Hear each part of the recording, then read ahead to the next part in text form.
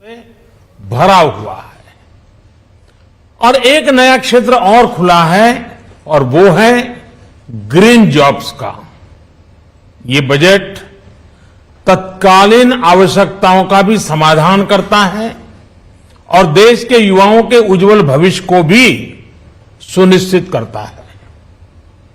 ये पिछले कुछ घंटों से देख रहा हूं जिस प्रकार से इस बजट का हर क्षेत्र में स्वागत हुआ है, सामान्य मानवी की जो सकारात्मक प्रतिक्रिया आई है उसने जनता जनार्दन की सेवा का हमारा उत्साह अनेक गुना बढ़ा दिया है।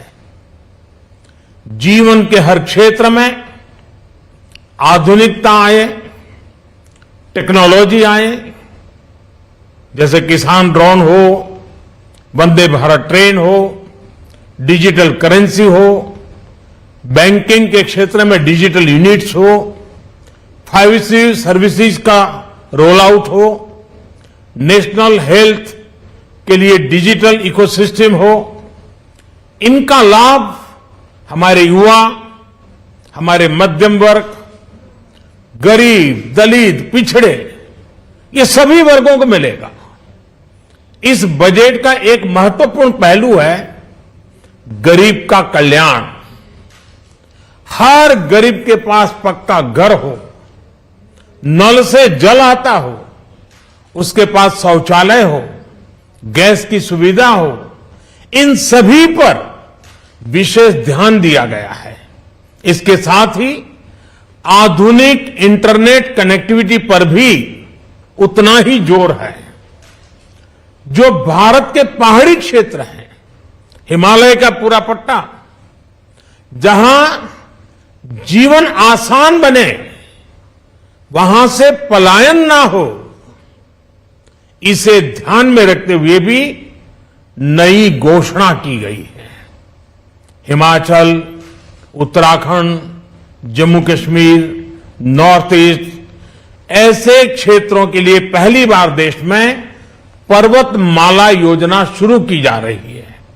ये योजना पहाड़ों पर ट्रांसपोर्टेशन और कनेक्टिविटी की आधुनिक व्यवस्था का निर्माण करेगी और इससे हमारे देश के जो सीमावर्ती गांव है, बॉर्डर के गांव है, जिसका वाइब्रेंट होना जरूरी है, जो देश की सिक्योरिटी के लिए भी आवश्यकता है, उसको भी बहुत बड़ी ताकत मिलेगी। भारत के कोटि कोटि जनों की आस्था मां गंगा की सफाई के साथ साथ किसानों के कल्याण के लिए एक महत्वपूर्ण कदम उठाया गया है। उत्तराखंड, उत्तर प्रदेश, झारखंड, बिहार, पश्चिम बंगाल, इन राज्यों में गंगा किनारे नेचुरल फार्मिंग को प्रोत्साहन दिया जाएगा। इससे मां गंगा की सफाई का जो अभियान है, उसमें मां गंगा को केमिकल मुक्त करने में भी बहुत बड़ी मदद मिलेगी। बजट के प्रावधान यह सुनिश्चित करने वाले हैं कि कृषि लाभप्रद हो, इसमें नए अवसर हो, नए एग्रीकल्चर स्टार्टअप्स को प्रोत्साहन देने के लिए विशेष फंड हो या फिर फूड प्रोसेसिंग उद्योग के लिए नया पैकेज। इससे किसानों की आय बढ़ाने में बहुत मदद मिलेगी। एमएसपी खरीद के माध्यम से किसानों के खाते में 2.25 लाख करोड़ रुपए से भी ज्यादा सीधे ट्रांसफर किए जा रहे हैं। कोरोना काल में एमएसएमई यानी हमारे छोटे उद्योगों की मदद और उनकी सुरक्षा के लिए देश ने लगातार अनेक निर्णय लिए थे, अनेक प्रकार की मदद पहुंचाई थी। इस बजट में क्रेडिट गारंटी में रिकॉर्ड वृद्धि के साथ ही कई नई योजनाओं का ऐलान किया गया है।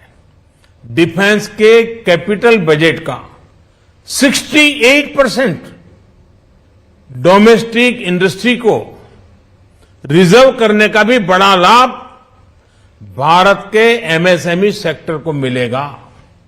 ये आत्मनिर्भरता की तरफ बहुत बड़ा मजबूत कदम है। 7.5 लाख करोड़ रुपए के पब्लिक इन्वेस्टमेंट से अर्थव्यवस्था को नई गति के साथ ही छोटे और अन्य उद्योगों के लिए नए अवसर भी बनेंगे। मैं वित्त मंत्री निर्मला जी और उनकी पूरी टीम को इस पीपल फ्रेंडली और प्रोग्रेसिव बजट के लिए बहुत बहुत बधाई देता हूं। कल भारतीय जनता पार्टी ने मुझे सुबह 11 बजे बजट और आत्मनिर्भर भारत विषय पर बात करने के लिए निमंत्रित किया है। कल 11 बजे मैं बजट के इस विषय पर विस्तार से बात करूंगा। आज इतना काफी है। बहुत बहुत धन्यवाद।